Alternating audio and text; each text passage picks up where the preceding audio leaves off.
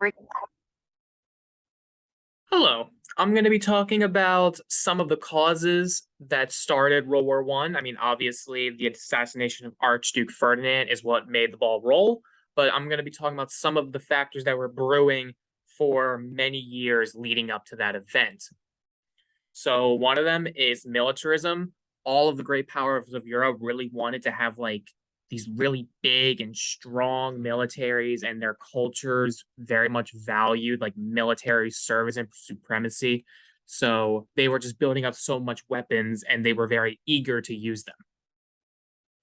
They spend many years making alliances with each other, which creates like a system where if one of them was dragged into a war, they all were. And this is kind of being seen now with the war in Ukraine and the prospects of NATO involvement.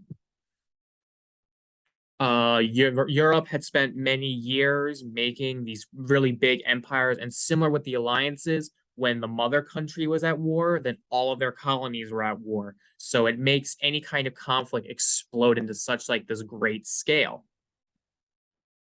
Nationalism had been like brewing in all these countries for many decades. It created like a culture where they thought of themselves as the absolute best, and it had the consequence of which that anyone that was not them, like for a French person, if you were not French, you were considered like just evil and just morally and like just inferior like all around.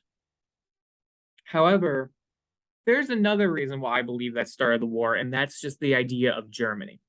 After Napoleon was defeated, this map, the one on the top, was made to keep Europe in a balance of power.